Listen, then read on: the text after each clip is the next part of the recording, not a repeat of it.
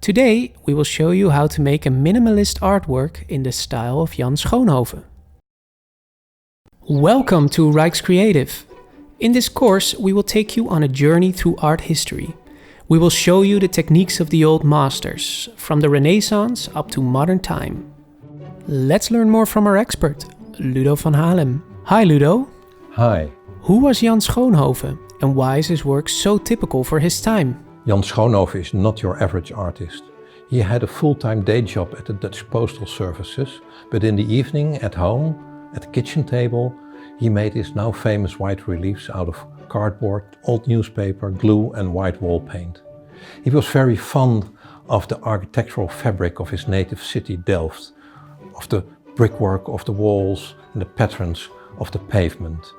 But also in the late 1950s he got involved in the European Zero movement, and artists took an interest in natural phenomena like wind or reflection or the flow of air or light, and nothing could capture the flow of light as good as the white reliefs of Jan Schoonhoven. Great!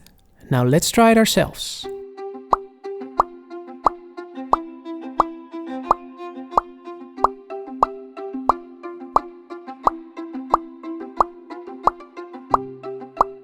Hi Irma, what are we going to do? I chose a simpler work to make from Schoonhoven, because the one we have in the Rijksmuseum is very complicated, so I choose this one. I hope you like it. Let's start.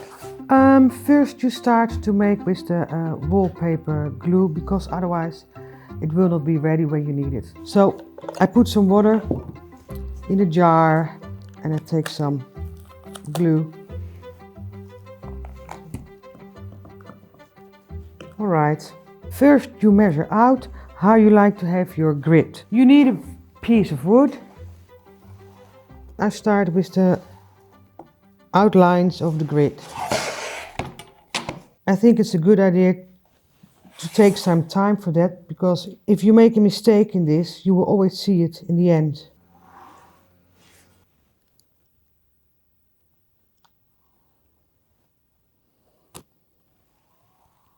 Alright, I'm going to make the last line. Oops. You see, now we do have the grid, and now we're going to start with the cupboards.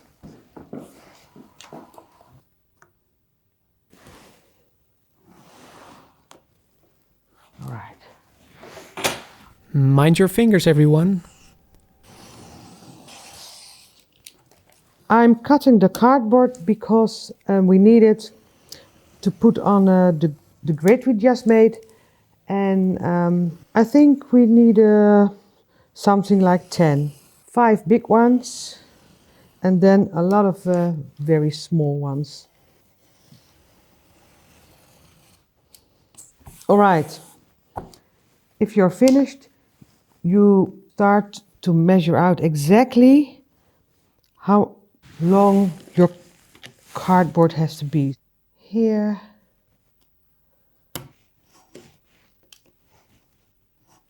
Always check again, because it's quite easy to make a mistake. First I'm gonna glue them, and I need some tape.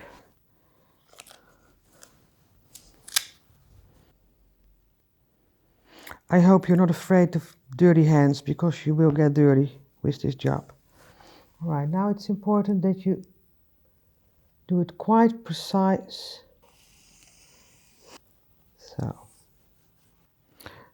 So it's a little bit naughty. I have the tape, and it doesn't matter that you can see it, because later on we will put paper mache on it, so no worries. Okay, so now I'm gonna start with the smaller pieces, and I always make first a basic one, because then you don't have to measure out the whole part again. You can always use the basic one and measure it out quite simple, and that's what I like, to make it quite simple. You can do it very precise, but you will see that it doesn't fit always. Here it's alright, But I can see here it's already a little bit too small. The only thing you do then is to take a little piece off. Right, now it fits. Put it on the line. I always take away the glue that's too much. See you in an hour, because there's work to do.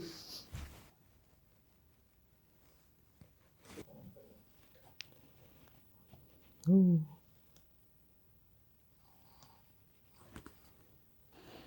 It's nice that the wood glue dries very quick, but you always have to check, because if you're 10 minutes later, then you can't move it away anymore. So check it often.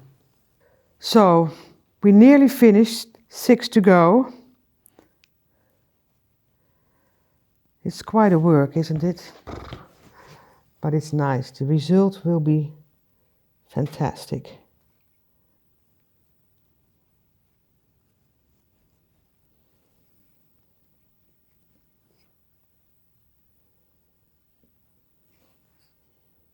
Now we nearly finished, and now you already can see what's so nice and fascinating about the work of Schoonhoven. Because his work, of course, it's about a grid, but it's also about light. And the light changes all the time when the sun is changing or the light in the house. Yeah, you can see it already a little bit. And that's fascinating. That's really something amazing. All right, take out the glue.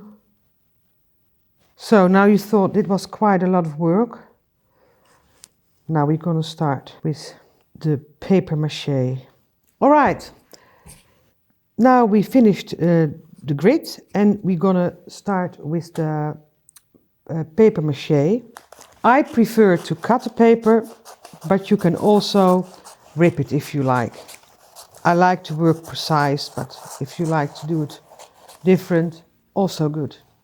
This is still a little bit wet, so I start at this size. Yes, it is. It's good. First, I put the glue on the outside. You can use a lot of glue, that's okay. All the materials are strong enough to get wet a little bit.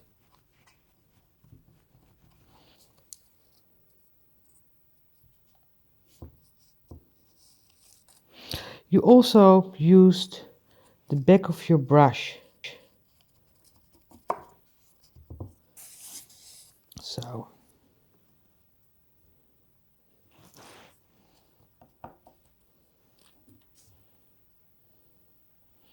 So try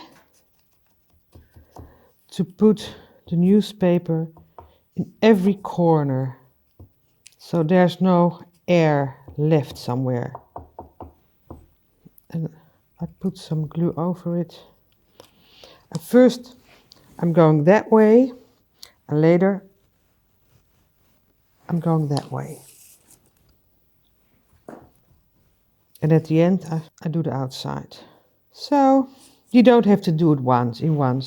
I mean, you can take a break or do it in a few days or once a week, whatever you like.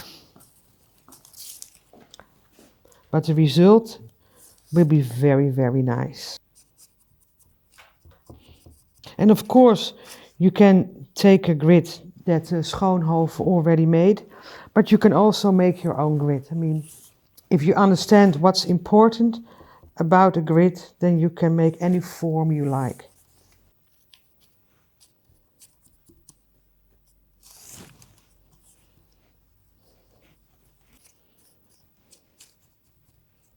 And when the paper is going double, it's okay, because when you make it wet with the glue, it will be so fine you do not see that. It's no problem at all. And if you have time enough, you do it double always, because then it looks much better. And it's important to use much glue, otherwise it will dry, it will go off the cardboard, and then you have to glue it again.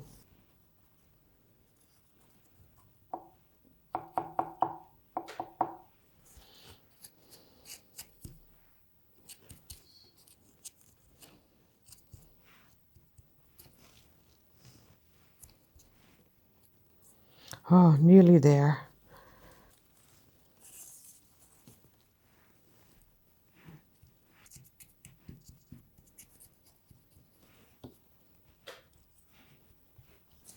The last one.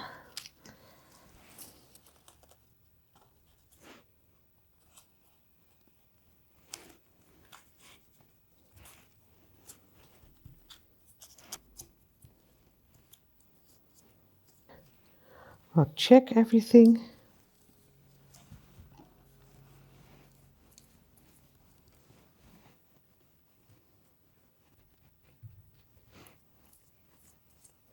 When the paper is very wet, you can model it in every way you like. So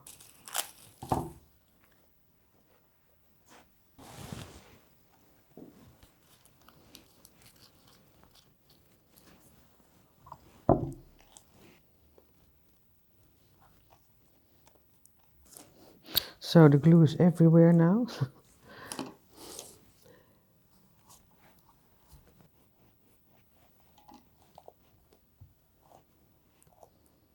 All right, now we finished the relief and now we're going to paint with latex. All right. You have to do it twice because it's not enough to do it one time. Then you will see the paper a little bit through it, so it's always better to do it twice. And yes, again, it takes a few hours, I think.